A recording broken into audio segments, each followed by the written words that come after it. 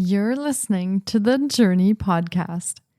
Find out how fitness and sound healing come together to support mental health and well-being. Stay tuned for today's episode. Hi, I'm Petra Brunbauer, and with decades of experience with sadness, pain, anxiety, and stress, I finally figured out how to leave all that behind. And this podcast shows you how to break free permanently so you can reclaim your sanity and find the self-esteem and energy to go after the life you desire. With real talk about mental health, holistic healing, and the tough journey of coming out the other end. This is the Jōrni Podcast. Welcome to today's episode. I'm so excited to introduce Kiki Tyler to you. Fitness and mental health are deeply connected, but there's also the problem that when our mental health suffers, exercise is often the very last thing on our mind, even though it could really help us. Kiki is an energy practitioner and wellness enthusiast who encourages women to have fun through her virtual fitness classes and to relax and enjoy self-care through her Reiki practice. As a business owner and entrepreneur, Kiki brings over 17 years of experience in the health and wellness industry as a corrective exercise specialist, group fitness instructor, and wellness coach. Kiki is driven by a strong passion to empower women to embrace their magic, step into their power, and live the life of their dreams now. She recently added a variety of energy offerings, including distance Reiki, Celtic Reiki, Huna Reiki, and Dragon Reiki. Stay tuned for her sound healing sessions. So without further ado, let's meet Kiki Tyler.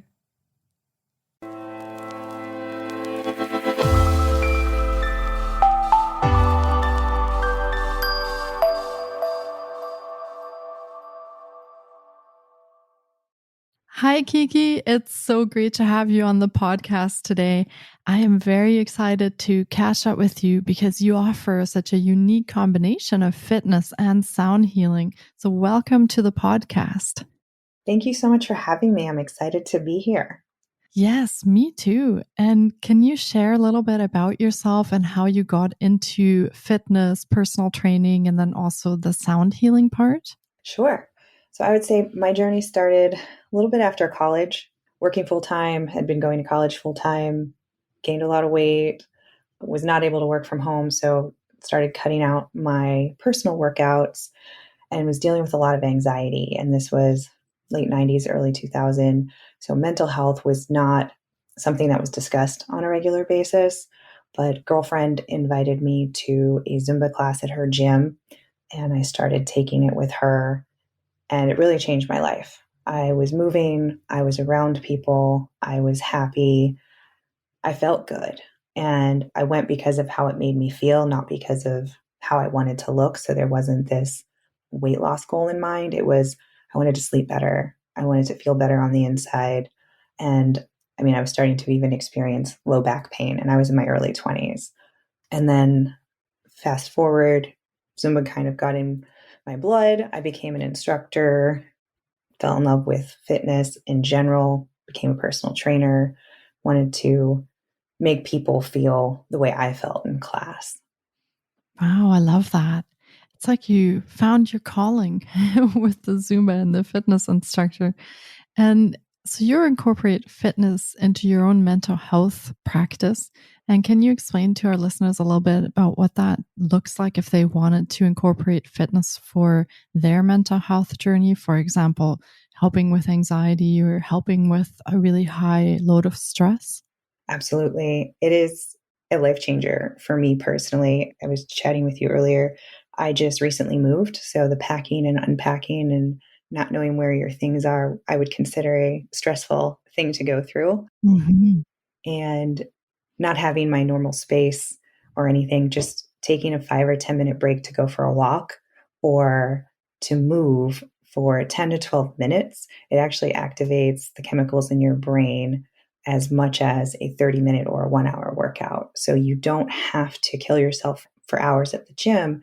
Just a little bit of movement a few times a day can help combat the feelings of stress and anxiety. Wow, that is amazing. I have to tell that to my personal trainer. So I don't need to work out for an hour. It depends on the program, but yes, if it's done efficiently, I am all about the micro and mini workouts for sure. I think you can fit that easily into your day as well. If you go for a walk, maybe in your lunch break, or you do a little bit of walking after work, I think everyone can maybe find that time to fit that in. So that's a bit more manageable than trying to do a 1 or 1.5 hour workout. Absolutely. I mean, that's the main reason people don't do it is they don't have that time. And if they can't do the hour, I'm speaking from experience myself. Well, if I can't do the whole hour, I'm not going to do it at all. Well, what if Mhm. you could do 15 minutes or 20, or you do 15 minutes in the day? You just did 30 minutes of movement. So, Yeah. and it Yeah. gives So you that successful, sense of accomplishment too, which is also another trigger for happy endorphins. yeah, exactly. And that seems a lot more manageable to me as well. If you're starting out on a mental health journey and you don't feel very motivated, then that could be a good way to get started, is to just break it down into smaller chunks that feel a lot more manageable to you. Absolutely. We call them Mhm. small wins. Hashtag small wins in my group. Oh, I love that. And how do you use fitness specifically, for example, for anxiety? Are there things other than walking that you do, or specific exercises, or a way that you incorporate fitness into that? That's a great question. I think it's going to be a little different for everyone, but for me, I love to dance. So Zumba encompasses all of the countries, all the world rhythms, and I tend to be drawn to a lot of the happy, fast-paced rhythms that are soca from the islands, samba from Brazil. I love merengue. It's very fast, upbeat, has a lot of trumpets. So I call myself mood music. So if I want to be happy, I'm going to play happy music, and then I'm going to move in a happy way. But maybe for you, you enjoy running and being outside in nature, or you want to put the headphones on and play rock music and do some lifting. Whatever it is, pick your passion. You're going to be excited about it. You're going to look forward to it. And that's what a trainer told me many years ago. And 17 years later, I am still teaching and still practicing those tips. And talking about the fitness training, obviously the pandemic changed quite a bit on how fitness training was able to be delivered to clients. And how did the pandemic impact your fitness practice? Oh, that was tough. I went from teaching live classes at 4 or 5 different gyms. We call it the Fit Fam. We would get together once a month, celebrate birthdays and anniversaries, and we had that strong sense of community, to being locked indoors and told not to go anywhere. So I locked myself in my bedroom with my computer and gave myself a Zoom tutorial and started ordering all the wires and doodads. And I was determined to bring that same experience to my people, and started teaching classes. And they were so forgiving with all the glitches. Zoom wasn't really built for fitness classes and audio and Yeah. video, and yeah, it was a little strange, but they stayed with me. And a surprise was I was introduced to this whole population of women, not only in the US, but globally. So I had people from Australia and Mexico and Germany and Canada, you name it. They could take my class, whether it was live or this new on demand where I could record a class and they could still experience it, but around their schedule. So you didn't have to rush to the gym and worry about parking. And, a lot of my ladies have kids. So then they were dependent on childcare, and it was never long enough. So they were always coming in late or leaving early. Well, now these women would lock their kids out of their bedroom and they're dancing with me in their office or their bedroom or somewhere in their bathroom, wherever they could find space. You don't need a lot of space. And they were doing more than when they had the gym membership and before pandemic. And many ladies I've been working with for 2+ years, we have not yet met in real life because we're in different states, different parts of the world, but it's been an amazing blessing that came from it. Wow, I like that. That's good to hear that even though the pandemic itself seemed to cause a lot of mental health stress, that there are also these positive sides to it where we discovered a different sense of community and a different way of connecting, even globally. So I find that amazing. And I'm excited that you were able to incorporate that into your fitness practice as well and offer these courses and classes to women that before might not have ever been able to work with you because they weren't there physically. So that's fantastic. It was really game changer for me and also for them. The other fun thing they enjoyed is during the workout, many of them turned their cameras off and they felt like they could be themselves. Now you can't do that at a gym. Oh, don't look at me, but they would turn their camera on before and after to say hello, to chit chat, to hang out, to have that community. But for whatever comfort level, they could turn it off during class and feel 100% at ease. And some of them even felt like they worked harder because they're like, I know you're looking and you were cueing and I felt like you were talking to me even though you couldn't see me. Yeah, I can definitely relate to that because that's one of the things I found with going to the gym is that I felt a little uncomfortable because, well, I didn't know what I was doing. So while I was there trying to figure it out, I always felt a little uncomfortable and people were watching me. So I can see how being able to do the exercises or the Zumba classes with you and turning the camera off could create such a safe space that I would feel really comfortable in. And I would really feel like I could take the practice and internalize it and apply it to myself. So that for me would be a great benefit as well. And did you find that during the pandemic, women felt like they needed the fitness practices even more because of the mental health issues that were going on, because of the different stresses and these situations that were coming up with the pandemic? Absolutely. Talking to the moms, some of them were homeschooling. You had to upgrade their Wi-Fi. They had what do they nickname it? The cloffice, the closet office. Everybody's trying to find their little nook in the house to do what they needed to do and survive. But there was no me time. The ladies are like, I lost my me time. I had, some of them enjoyed and missed the commute because that was like their only alone time away from others that they could really focus on calm. Maybe they would listen to a podcast or listen to an audible book.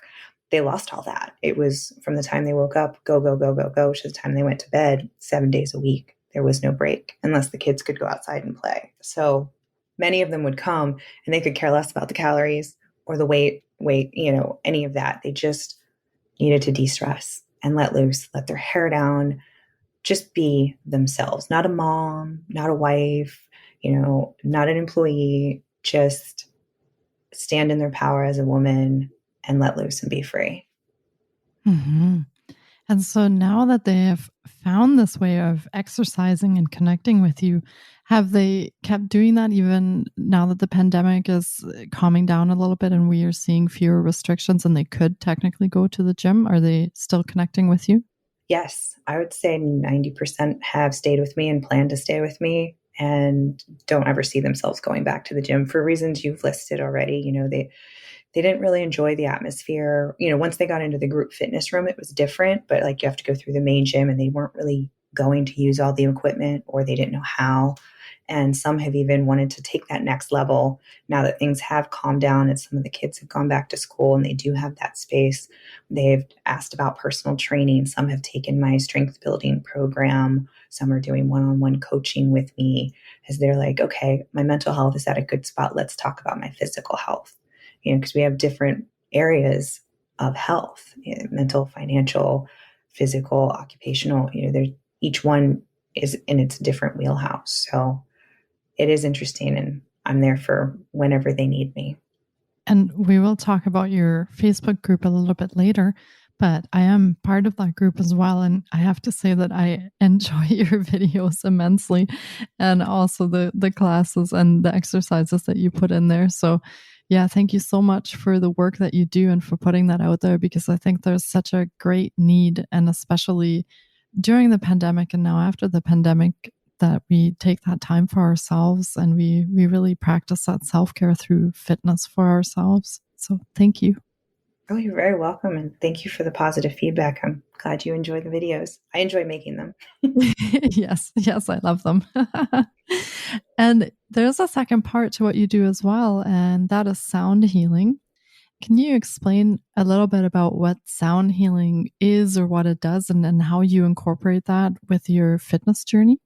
Yes. So We started using sound therapy probably over the past year. I was introduced to it at a retreat last year, and it was a relaxation technique, and she had tuning forks, and another woman had sound bowls. And we were just outside on our mats and just listening to the different vibrations and sounds and frequencies along with nature. And it was something that's really hard to describe, but very calm and serene. And I felt very relaxed. And so I've gone through a couple sound healing courses and now want to start offering it to those who would like it and seek it out. Added a little bit to the end of my stretching here and there and have received really good feedback. As a relaxation technique, it's sound, it's music, it's different frequencies, but you can take it a little bit deeper, and the frequencies actually connect to different chakras. They connect to different organs and ailments. And some people actually have several private one-on-one sound healing sessions to work through specific areas of the body that they would like extra attention on. So that I also offer that on a one-on-one basis. That sounds amazing. And what kind of instruments do you use for your sound healing? Do you use just singing bowls, or do you use tuning forks or other instruments as well? So right now, tuning forks and singing bowls. I've got my eye on a pyramid, probably a gong, and some koshi chimes, which it's a series of 4 or 5 chimes that are connected with the frequency that of each element. So I'm expanding. It's such an interesting world, sound healing. And there are so many different things that you can do within sound healing. So it's definitely a very expansive topic. And sound healing is used for, as you said, it's frequencies and also how they change the vibrations in the body. So, do you use sound healing mainly just for relaxation, for example, after a fitness session? Or do you also use it for specific things that address mental health issues or that address physical ailments, for example? Really good question. And I would say the answer both. So a lot of times at the end of a session, I don't teach any yoga, but a lot of times I'll end a session with a stretch, and I can incorporate a little bit of sound healing there. So people are already in a calm state, but I just want to send them off like they're floating on a cloud and they're feeling very relaxed to combat any additional stress or anxiety. But yes, it can be used for physical ailments. I have used several of the tuning forks with women who are menstruating. So they're going through their cycle, they're dealing with the cramps and the pain there, and it has helped alleviate, or in some instances, completely remove the pain for them. And it's different for each person, also depends on how open they are to it. But being in a more relaxed state, science shows that your body is more capable of doing its own self healing or absorbing anything that you are taking or providing it, whether it be a holistic or a doctor prescribed medication. So I have a very close girlfriend who incorporated Reiki with her chemo treatments, and it made a world of difference for her because she was calm, her body was able to absorb and take what it needed. And then through the Reiki, she released the toxins with it and also added her own sound therapy to that. So it can be used in a myriad of ways for sure. I like that it's so integrative and that you can combine it with other practices as well. And it really enhances the other things that you do in addition to the sound healing. And does sound healing only work in person, or can people work with you online for sound healing as well? Oh, they can definitely work with me online. Futuristically, I'm working on a sound healing program where I will put together different frequencies and partner that with meditations and affirmations. But many frequencies can be found on YouTube. Those aren't going to be customized to each person, but if you're looking for a broad base and you just want to touch base, I would look up anything at the 432 hertz frequency. Like, for example, if you typed in heart chakra 432 HTZ, that'll give you a large selection. And I personally do a lot of work with the heart and the throat chakra. And a lot of it with the heart is self love. A lot of stress and anxiety, we tend to beat ourselves up. And Mhm. I should be doing better. I should be in a different place. I could be doing this. I need to do that. So just giving yourself space and grace and a little bit of self love, like, oh, going back to the micro workouts, I did 12 minutes today. I rock. And then just sitting in that happy space for a little bit longer. And then the throat chakra, a lot of females, generationally are taught not to speak up, be polite. So we're kind of going through this phase of we have a voice, we have thoughts and feelings. It's okay to express them in a kind and loving way and kind of breaking that cycle. So those are the two that I would say women come to me and want to work on the most. Mm-hmm. That is really interesting. And I love how you are combining fitness and sound healing together, because that is not a combination that I have talked about before on the podcast. So thank you again for highlighting that. I find that so interesting. And I can't wait to try that out with you. So we have to do that sometime in a session. I love that. That'd be awesome. Yeah. And can you go over some of your programs and services so listeners can get an idea of how they could connect with you in their healing journey, or where they could find you and how they could join you? Absolutely. So I'm 100% virtual. So you can check me out anywhere. As a gift for all the listeners, in the show notes, I know you'll put the link for a free 30-minute Zumba class, and 30 minutes, so you can do it anywhere, get it in time. But I also teach live on Zoom. So if you want to be there live and interact with me and other women, I have my schedule on my website. So I teach 2 Zumba classes a week. One is a Zumba glow party. So I'm actually in neon colors. I have black light, and it's like a club atmosphere that I bring directly to you, to your home. So you don't even have to go anywhere. I also have a large on-demand library, anywhere from 5 to 10-minute workouts all the way up to an hour, depending on how much time you have available. And those also include some martial arts, some strength training, some bar. So try to have a little bit of variety, because cross-training is important. And also have a monthly membership. So if you like all of that and you want me live and on demand, you can join my monthly membership and have access to all of it. And I drop new classes every month. And then I'll be launching a strength building program in September. So stay tuned for that. I have a waitlist open. It's called Tough Gems, 28-day strength building program. And I also offer personal training. My one-on-one coaching and sound baths are new, but I'm opening up more availability in September for that as my schedule allows. Yeah, that sounds great. And we're all going to be partying alongside Kiki's blacklight sessions together. So, that sounds like so much fun and such a great way to get the sessions in without feeling like you're really working hard, because it's more like a fun and entertainment and a party. So yeah, that sounds fantastic. Yes. I mean, one of the Zumba taglines, I think, is ditch the workout, join the party. I can see that.